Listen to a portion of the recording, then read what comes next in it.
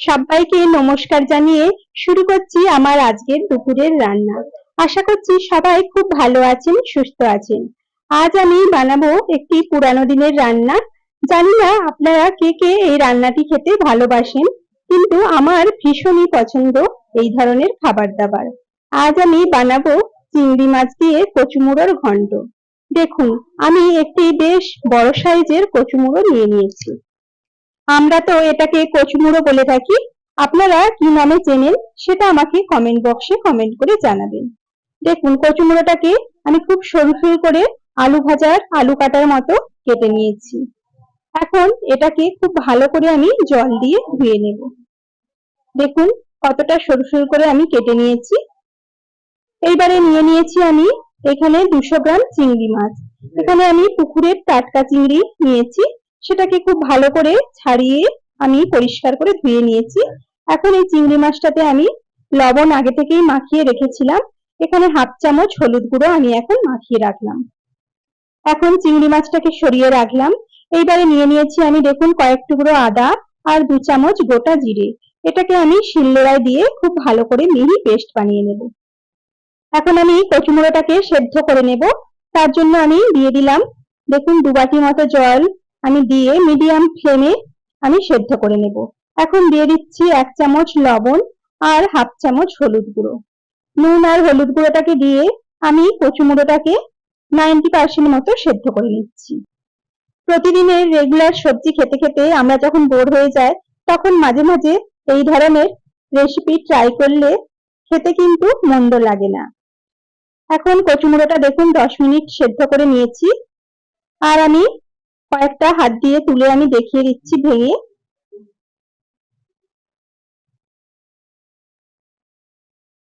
দেখুন মোটামুটি 90% সেদ্ধ হয়ে গেছে। এখন এটাকে আমি জল থেকে ছেঁকে নেব।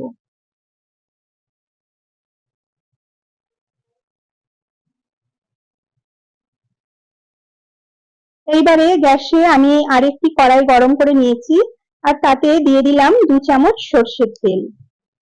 তেলটা খুব ভালো করে গরম করে নিতে হবে। এরপরে আমি দিয়ে দেব চিংড়ি মাছ। নুন হলুদ মাখিয়ে রাখা চিংড়ি মাছগুলো আমি হালকা করে ভেজে নিচ্ছি।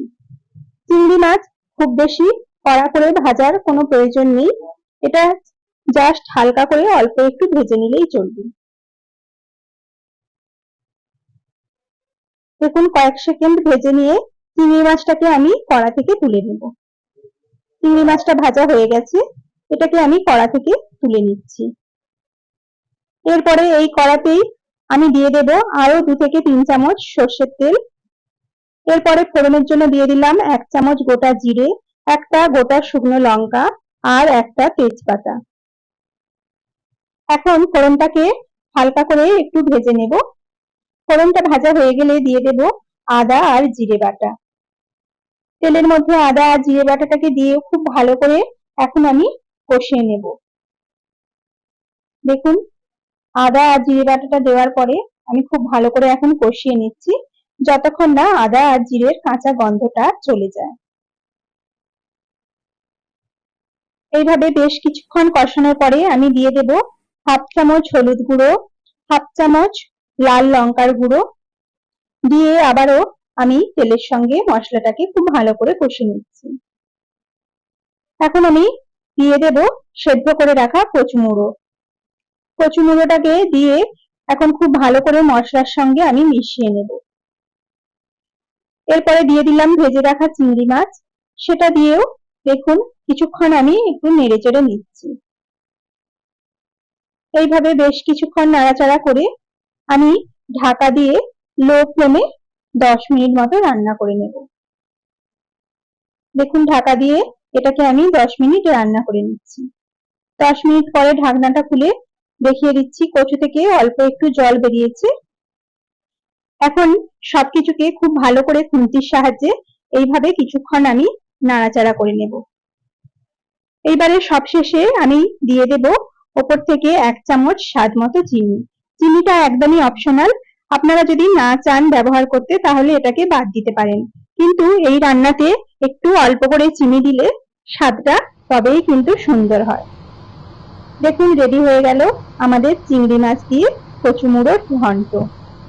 এই রেসিপিটা খেতেও খুবই সুন্দর হয়। আপনারা অবশ্যই বাড়িতে একবার ট্রাই করে দেখবেন। নমস্কার।